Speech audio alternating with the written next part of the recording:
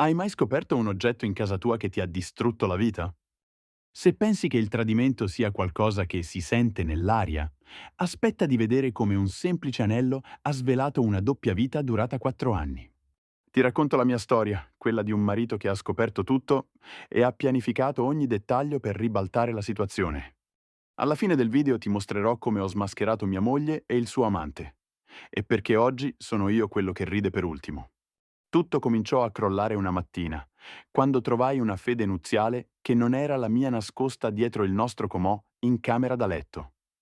Non era un anello qualsiasi, era una fede d'oro da uomo con un'incisione all'interno che diceva «Per sempre tua, M».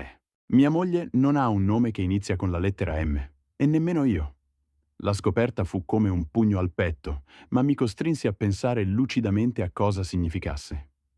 Per mesi, forse persino anni, avevo notato piccoli cambiamenti nel comportamento di mia moglie, ma li avevo ignorati o giustificati. Tornava a casa più tardi del solito dal suo lavoro presso l'agenzia di assicurazioni locale, sempre con scuse legate a pratiche da sbrigare o colleghi da aiutare. Il telefono era sempre a faccia in giù e ormai lo portava ovunque con sé. Era diventata molto più riservata con i suoi impegni personali, parlando spesso di appuntamenti mai menzionati prima. Il suo umore era diverso in alcune serate. Tornava a casa più energica e chiacchierona del solito, come se le fosse accaduto qualcosa di bello durante la giornata.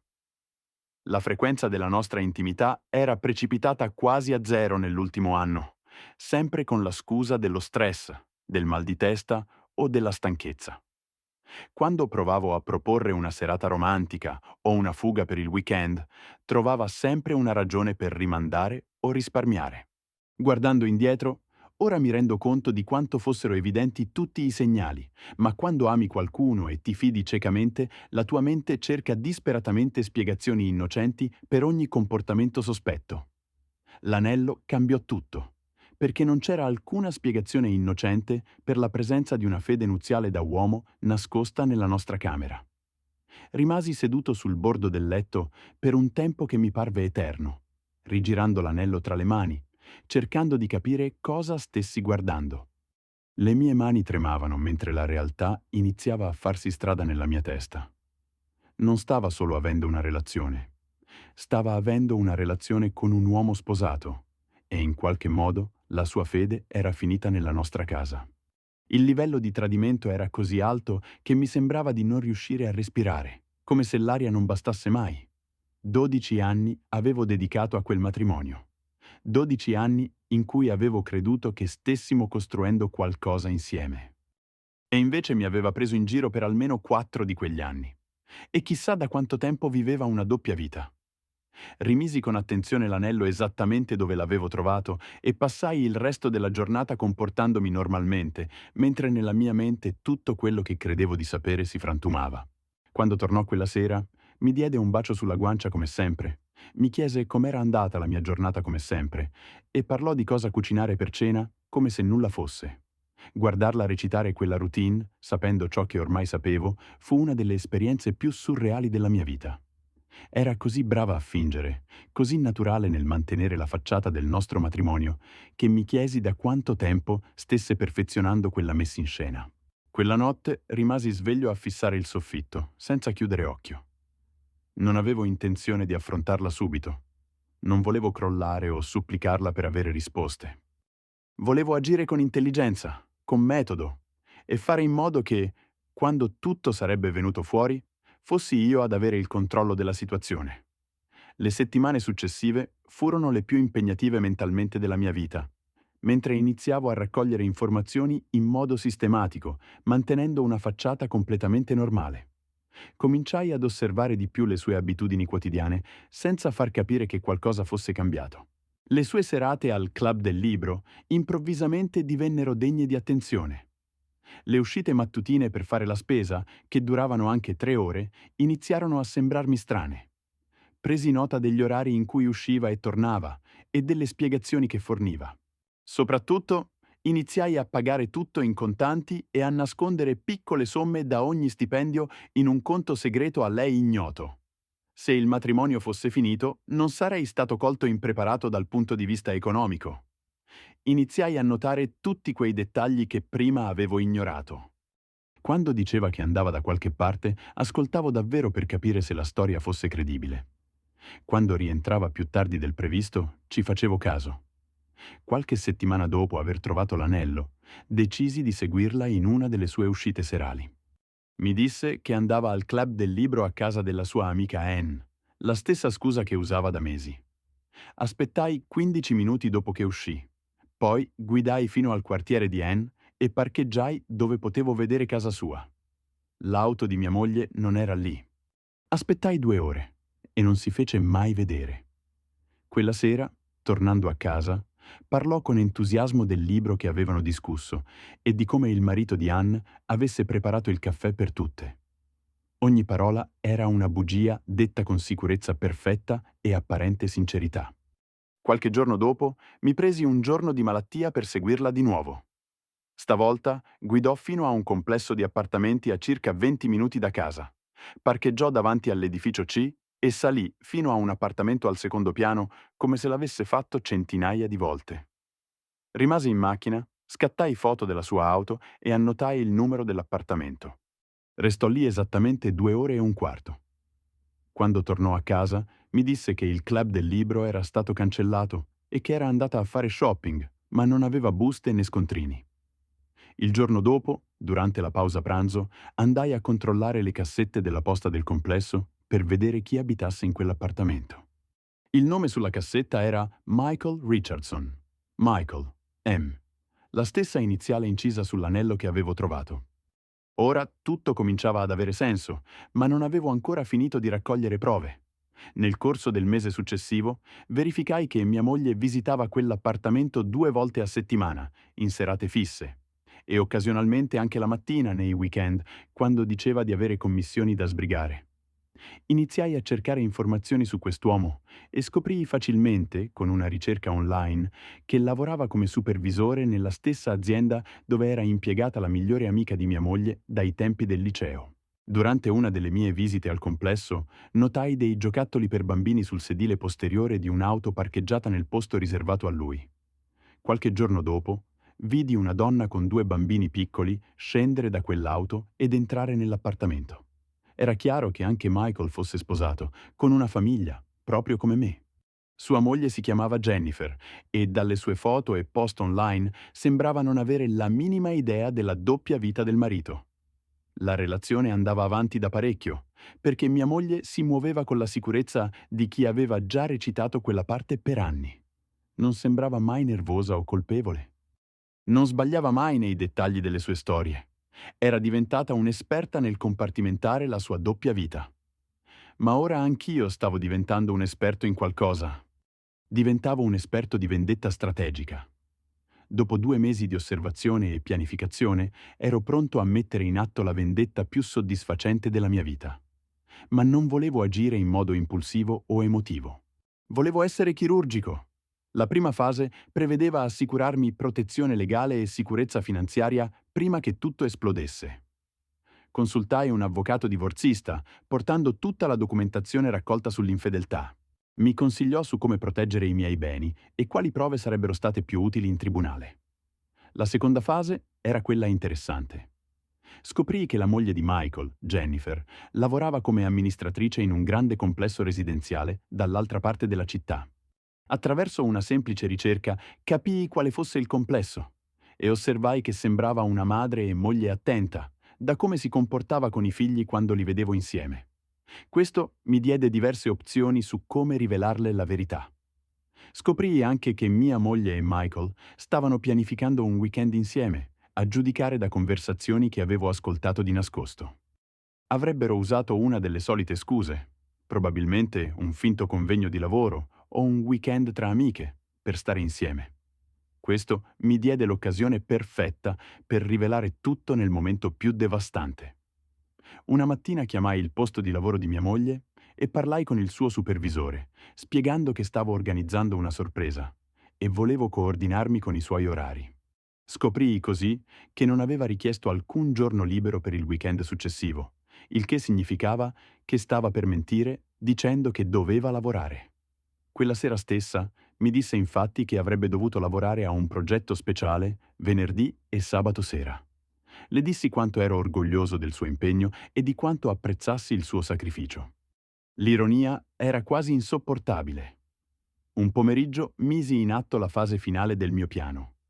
Preparai una lettera dettagliata per Jennifer Richardson, spiegandole chi fossi e fornendo prove concrete della relazione tra suo marito e mia moglie.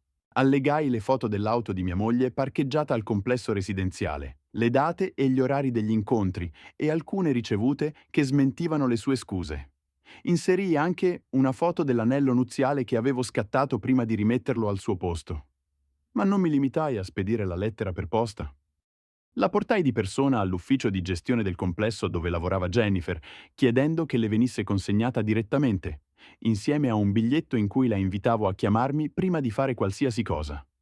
Mi chiamò entro un'ora e avemmo una conversazione molto calma e costruttiva su come volevamo gestire la situazione. Jennifer era devastata, ma anche sollevata nel capire finalmente perché suo marito fosse diventato distante e sfuggente. Mi disse che avrebbe affrontato Michael quella sera stessa e voleva farlo a modo suo. Le dissi che anch'io avrei parlato presto con mia moglie e ci lasciammo così. Quella sera, mentre mia moglie fingeva di essere al lavoro, Jennifer affrontò suo marito con tutte le prove che le avevo fornito. Gli impose di porre fine immediatamente alla relazione e lo costrinse a chiamare mia moglie per chiudere ogni rapporto. Gli ordinò anche di confessare tutto direttamente a me. Nel frattempo, ero a casa ad aspettare che mia moglie tornasse dal suo progetto speciale, preparandomi per la conversazione che avrebbe messo fine al nostro matrimonio. Ma prima volevo vederla mentire in faccia un'ultima volta. Volevo capire fino a che punto si sarebbe spinta nella sua recita, credendosi ancora al sicuro. Quando rientrò alle 10:30 di sera, ero seduto in salotto con una tazza di caffè, fingendo normalità assoluta. Mi diede un bacio e iniziò subito a raccontarmi quanto fosse stato faticoso quel progetto e quanto fosse felice di essere tornata a casa. Stava ancora mentendo, anche dopo che Michael aveva confessato tutto a sua moglie. Anche dopo che la loro relazione era stata completamente smascherata. Mi guardava ancora negli occhi e mentiva. Fu in quel momento che capii di aver preso la decisione giusta per tutto quello che sarebbe venuto dopo. La mattina successiva mi alzai presto e preparai la colazione, fingendo che tutto fosse perfettamente normale. Lei era di ottimo umore, probabilmente convinta di averla fatta franca anche quel fine settimana. Non sapeva che il suo mondo stava per crollarle addosso. Intorno alle 9, mentre si preparava per le solite commissioni del sabato, le dissi con nonchalance che una certa Jennifer aveva telefonato la sera prima mentre lei era al lavoro. Le dissi che aveva lasciato un messaggio chiedendo a mia moglie di richiamarla al più presto per una questione importante.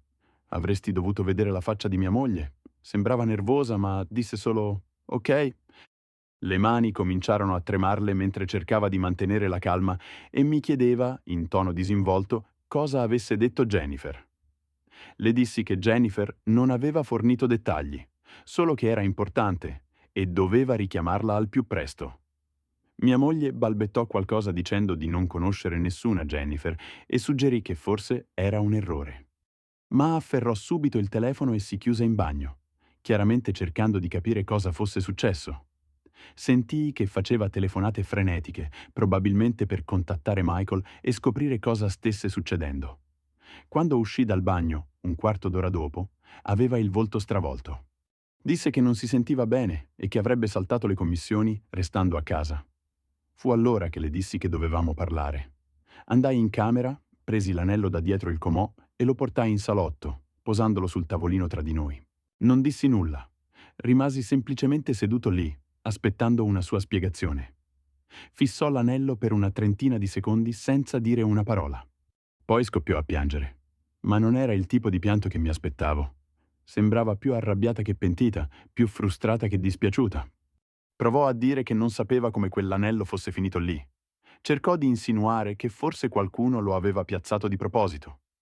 Provò a spostare la conversazione accusandomi di aver invaso la sua privacy e di averla spiata.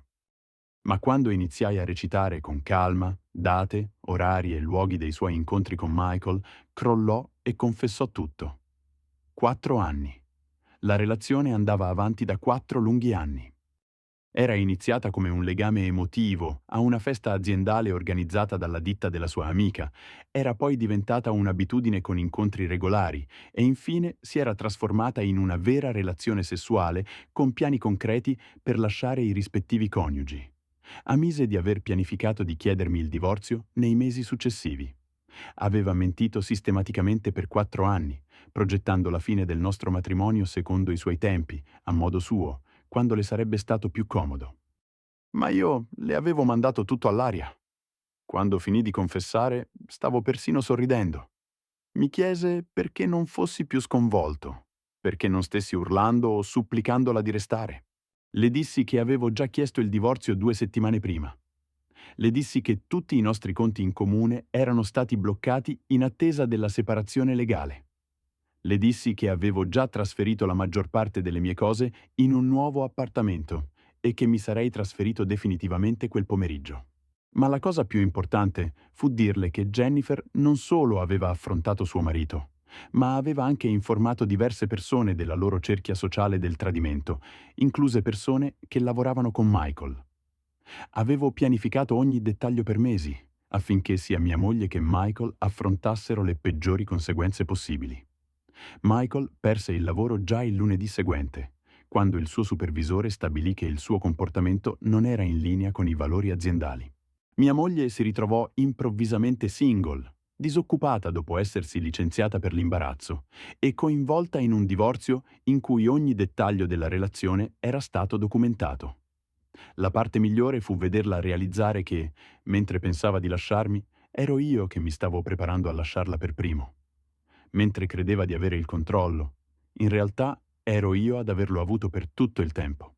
Credeva di essere lei a ridere per ultima, ma fui io ad andarmene con la mia dignità, la mia sicurezza economica e la soddisfazione di sapere che il suo tradimento le era costato tutto ciò che credeva di proteggere con tanta astuzia. 6 mesi dopo avevo voltato completamente pagina, mentre lei era ancora alle prese con le conseguenze delle sue scelte. Quella sì, fu la vera risata finale. Tu cosa avresti fatto al posto mio? Scrivilo nei commenti. Sei team vendetta o avresti affrontato tutto subito?